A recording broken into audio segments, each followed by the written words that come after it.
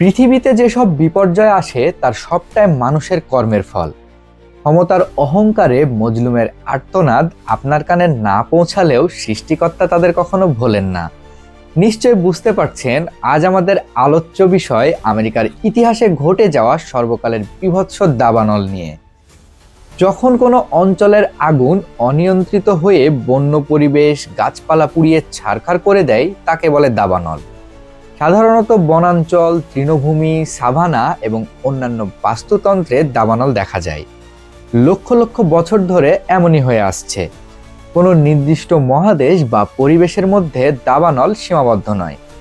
পৃথিবীর বিভিন্ন অঞ্চলে এই ধরনের দাবানলের অসংখ্য ইতিহাস রয়েছে। যেখানে শুষ্ক আবহাওয়া ও প্রচুর গাছপালা থাকে, সাধারণত সেসব এলাকাগুলোতে বেশি দেখা যায় দাবানল।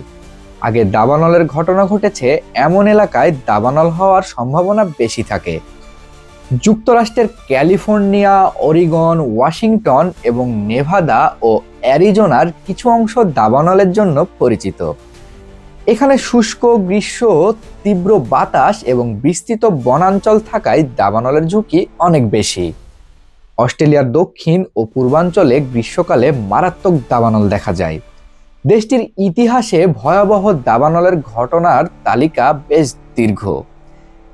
এই প্রাকৃতিক ঘটনার পেছনে রয়েছে এল নিনোর প্রভাব।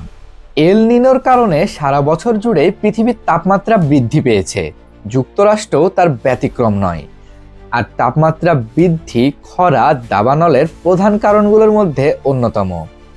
2024-এর আবহাওয়ার পরিসংখ্যান থেকে দেখা যায়, মার্কিন যুক্তরাষ্ট্রের গড় বার্ষিক তাপমাত্রা ছিল 55.5 ডিগ্রি ফারেনহাইট, যা এর আগের গড় তাপমাত্রা থেকে 3.5 ফারেনহাইট বেশি এবং 130 বছরের রেকর্ডে সবচেয়ে বেশি উষ্ণ। লস অ্যাঞ্জেলেসের এমন পরিস্থিতিতে প্রশ্ন উঠেছে, কেন এই দাবানল এতটা ভয়ঙ্কর রূপ ধারণ করলো এবং কেন তা নিয়ন্ত্রণে আনা যাচ্ছে না। এ বিষয়ে দেশটির কর্মকর্তাদের বরাত দিয়ে মার্কিন সংবাদ মাধ্যম সিবিএস বলেছে, দীর্ঘ সময় বৃষ্টি না হওয়ার ফলে খরা আর প্রবল বাতাসের কারণে দাবানলটি এত দ্রুত ছড়াচ্ছে।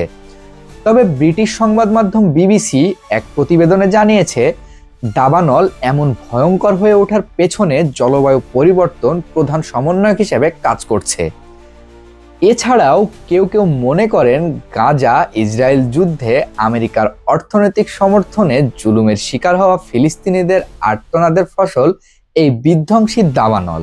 যদিও ঠিক কোন কোন বিষয়গুলো এর জন্য দায়ী সেটি এখনো স্পষ্ট নয়। ফায়ার সার্ভিসের একটি ব্যাটালিয়নের প্রধান ডেভিড অ্যাকুনার মতে, ক্যালিফোর্নিয়া এলাকার 95% দাবানলের সূত্রপাত হয় মানুষের হাত ধরে। যদিও চলমান দাবানলের শিখা ছড়িয়ে পড়ার কারণ হিসেবে ক্যালিফোর্নিয়ার সান্তা আনা বাতাসের কথা বলা হচ্ছে। মরুভূমির পরিবেশ বা শুষ্ক অঞ্চল থেকে ঘন্টায় 97 কিলোমিটারেরও বেশি গতিতে বাতাস উপকূলের দিকে আসায় দাবানল ছড়িয়ে পড়ার বড় কারণ হিসেবে দেখা হচ্ছে। সিবিএস এক প্রতিবেদনে লিখেছে, সান্তা আনার এই বাতাসই লস অ্যাঞ্জেলেসের দাবানল আরও উস্কে দিচ্ছে, যা হাজার হাজার বাড়িঘর পুড়িয়ে ছাই করে দিয়েছে, গৃহহীন করে দিয়েছে লাখ লাখ মানুষকে। শুষ্ক আর উষ্ণ পর্যায়ের সান্তা আনা বাতাস বেশ শক্তিশালী। যুক্তরাষ্ট্রের নেভাডা, উটা ও ক্যালিফোর্নিয়ার দক্ষিণাঞ্চলের শুকনো এলাকা থেকে এটি উড়ে আসে। সান্তা আনার বায়ু স্বাভাবিকভাবে উষ্ণ, কারণ সেটা গ্রেট বেসিনে মরুভূমির মতো পরিবেশের সৃষ্টি হয়। এই সম্পর্কে ক্যালিফোর্নিয়া ইউনিভার্সিটির পরিবেশ ইনস্টিটিউটের পরিচালক অ্যালেক্স হল বলেন, জলবায়ু পরিবর্তন কিভাবে সান্তা আনা বাতাসকে প্রভাবিত করছে সে বিষয়ে বিজ্ঞানীরা নিশ্চিত নন। তবে উষ্ণ তাপমাত্রা আগুনের আকার বাড়িয়ে দেয়। এছাড়া খরা ও প্রবল বাতাস দাবানল আরও উস্কে দিলেও বিশেষজ্ঞরা বলছেন, জলবায়ু পরিবর্তনও এই ধরনের প্রাকৃতিক দুর্যোগের বড় একটি কারণ। যুক্তরাষ্ট্রের সরকারি গবেষণায় দেখা গেছে, দেশটির পশ্চিমাঞ্চলে বড় দাবানলের সঙ্গে জলবায়ু পরিবর্তনের সম্পর্ক রয়েছে। দক্ষিণ ক্যালিফোর্নিয়ায় দাবানলের সময় ধরা হয়ে থাকে সাধারণত মে থেকে অক্টোবর পর্যন্ত।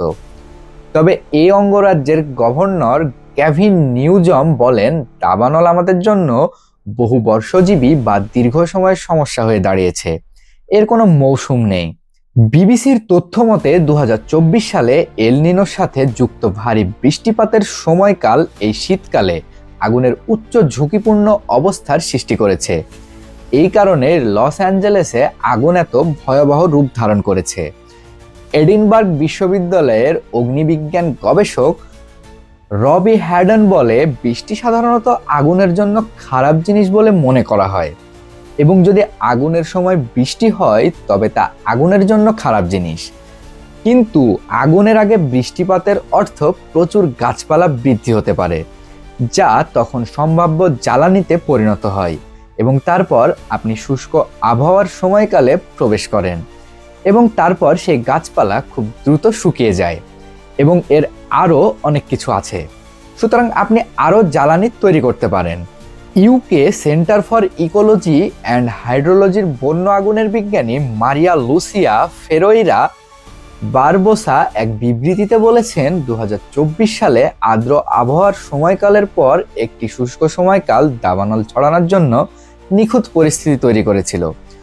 খুব আর্দ্র থেকে খুব শুষ্ক আবহাওয়ার এই পরিবর্তনকে হাইড্রোক্লাইমেট হুইপ্ল্যাশ বলা হয়। সাম্প্রতিক একটি গবেষণাপত্রে দেখা গেছে 20 শতকের মাঝামাঝি থেকে বিশ্বব্যাপী হাইড্রোক্লাইমেট হুইপ্ল্যাশের ঝুঁকি 31 থেকে 66% পর্যন্ত বৃদ্ধি পেয়েছে। এখন পর্যন্ত লস অ্যাঞ্জেলেসের প্রায় 60 বর্গ কিলোমিটারের বেশি এলাকা পুড়ে ছাই হয়ে গিয়েছে। এতে ইতিমধ্যে প্রায় $150 বিলিয়ন মতো ক্ষতি হয়ে গেছে। শুরুর দিকে বাতাসের গতি কিছুটা কম থাকায় আগুন নিয়ন্ত্রণে থাকলেও সময়ের সাথে বাতাসের গতিবেগ বৃদ্ধি পাওয়ায় আগুন আর নিয়ন্ত্রণে রাখা যাচ্ছে না। আমেরিকান আবহাওয়া অধিদপ্তর থেকে জানানো হয়েছে, ঘন্টায় 80 থেকে 100 কিলোমিটার বেগে এই বাতাস বুধবার পর্যন্ত অব্যাহত থাকবে। আগুন নিয়ন্ত্রণে আনতে ইতিমধ্যে আশেপাশের অঙ্গরাজ্যগুলো থেকে উদ্ধারকর্মীরা লস অ্যাঞ্জেলেসে কাজ শুরু করেছে।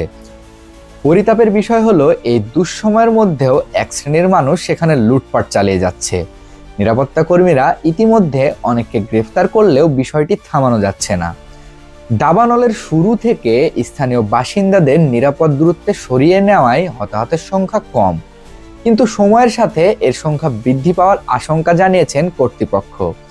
যাই হোক, এই দাবানলের পেছনে বিভিন্ন জন বিভিন্ন রকম কারণের কথা উল্লেখ করলেও তারা বেমালুম ভুলে গেছে নিজেদের জুলুমের কথা। তাদের অর্থায়নে বর্বর ইসরায়েল বাহিনী গাজায় যে ধ্বংসাত্মক চালিয়েছে, বর্তমানের ইন্টারনেট জুড়ে ছড়িয়ে পড়া লস অ্যাঞ্জেলেসের ভিডিও দেখলে তার প্রতিচ্ছবি কিছুটা অনুধাবন করা যায়। আপনার কাছে অর্থ, ধন সম্পদ, অনেক ক্ষমতা থাকতে পারে, কিন্তু সবকিছুর ওপরে একজন মহাপরিকল্পনাকারী আছেন, যিনি সবকিছুর হিসাব রাখেন।